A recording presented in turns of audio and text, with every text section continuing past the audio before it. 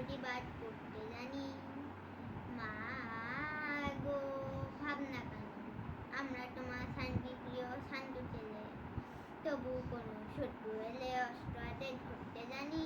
তোমার ভয়